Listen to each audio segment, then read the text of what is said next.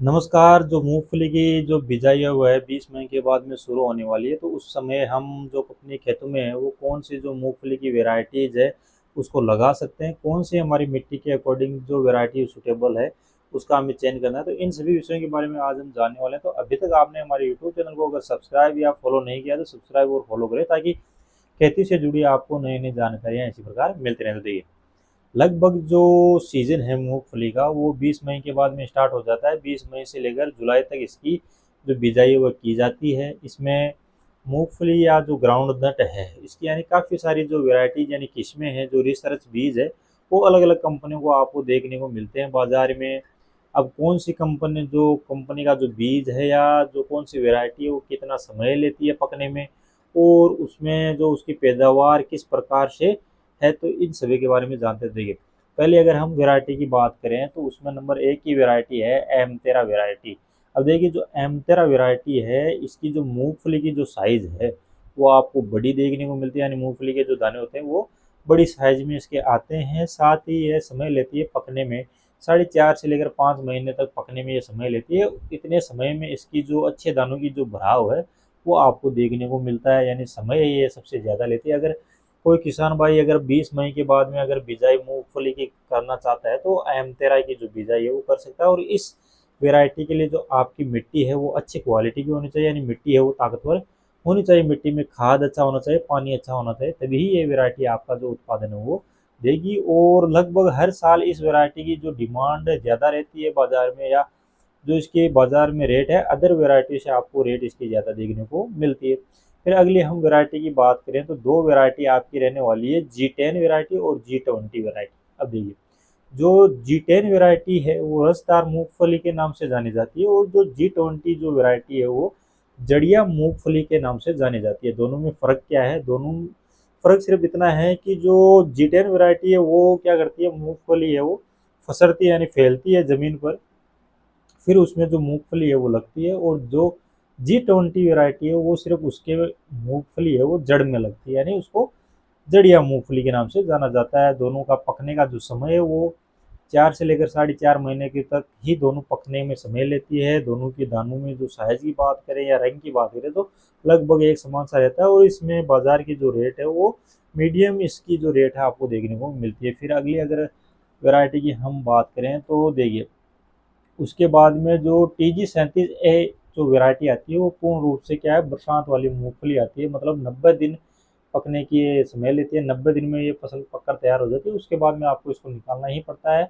अगर नहीं निकालोगे तो इसका जो मूंगफली है वो ज़मीन में फिर से उगने लगती है। तो अगर किसी किसान भाई के पास में अगर पानी की जो सिंचाई की व्यवस्था कम है तो वो TG37 वैरायटी है वो लगा सकते हैं। लेकिन इस जो वैरायटी की जो मूंगफली के जो दाने या मूंगफली की जो साइज है वो सभी वैरायटी से आपको छोटी देखने को मिलती है। और अगर उत्पादन की बात करें तो उत्पादन लगभग है वो आपका अच्छी, अगर मिट्टी और अच्छा पानी है तो लगभग एवरेज है इसका बराबर ही रहता है। फिर जो TG39 वैरायटी वो आप लगा सकते हैं। अब देखिए, TG39 वैरायटी है वो 90 से लेकर 100 दिन की आपकी जो वैरायटी वो रहने वाली है।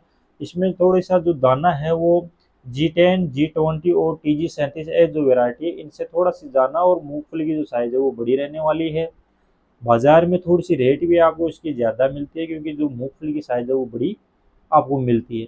तो आप इस फसल का है या इस वैरायटी का TG39 का आप चयन कर सकते हैं। और ये मूंगफली है वो भी जड़िया मूंगफली है, इसमें सिर्फ आपको जड़ में ही जो मूंगफली है वो लगती है। इसका जो पौधा होता है वो इस प्रकार से आपका होता है, यानी मतलब पौधा है वो सिर्फ खड़ा पौधा होता है, ना कि इसका जो ज़मीन पर पसरने वाला पौधा होता है। तो आप इस वैरायटी का चयन कर सकते हैं। इसके बाद में अगर हम बात करें कि अब की बार जो कुछ साल है वो डिमांड में रहने वाली जो मूंगफली है वो है 441 नंबर।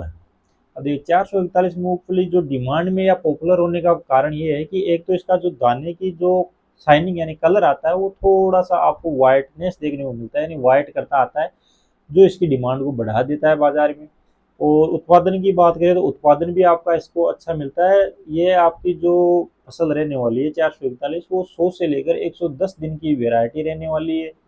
जड़िया वैरायटी है, मतलब इसको भी आप जड़ में ही, इसमें भी मूंगफली है वो जड़ में ही लगती है, न कि ज़मीन पर ये पसरती है। फिर अगर हम बात करें कि जो बाजार में इसकी जो रेट रहने वाली है, यानी जब खुदाई हार्वेस्टिंग होती है तो मंडियों में इसकी रेट है वो आपको एम 13 के मुकाबले देखने को मिलती है। हाँ, हालांकि कई बार M13 के बरोबर भी इसकी रेट मिलती है, लेकिन कभी कभार थोड़ी सी M13 से आपको इसकी नीचे रेट मिलती है, लेकिन काफ़ी डिमांड में है, पॉपुलर है, मंडी में यह वैरायटी है, इसकी डिमांड ज़्यादा बढ़ रही है दिन दिन। तो आप इस वैरायटी का भी चयन है वो कर सकते हैं। साथ ही में देखिए जो बीज दर की अगर हम बात करें तो बीज दर है वो अलग अलग बीघा के हिसाब से, अलग अलग एकड़ के हिसाब से, कहीं पर बीघा बड़ा है, कहीं पर कच्चा है, कहीं पर छोटा है। तो हर एक अलग अलग एरिया में आपको जो इसका बीज दर है वो अलग अलग आता है। तो आप जिस प्रकार से डालते आ रहे हैं अपने पर बीघा के हिसाब से बीज है उतनी मात्रा में आपको इसको डालना है। साथ ही आपका जो मूंगफली का बीज है उसको अच्छे से इंसेक्टिसाइड और अच्छा जो क्वालिटी का जो फंजीसाइड है, यानी गोजालट और काली जड़ से बचाने के लिए अच्छी क्वालिटी के जो इंसेक्टिसाइड और फंजीसाइड दवाई का यूज करें। तो आपने हमारे अभी तक यूट्यूब चैनल को सब्सक्राइब नहीं है, सब्सक्राइब करें और वीडियो को ज़्यादा से ज़्यादा किसान भाइयों तक शेयर करें, ताकि उनको भी जो खेती के बारे में, मूंगफली की जो वेराइटीज़ के बारे में पता लग सके। अब मिलते हैं अगली वीडियो में, तब तक के लिए जय जवान जय किसान।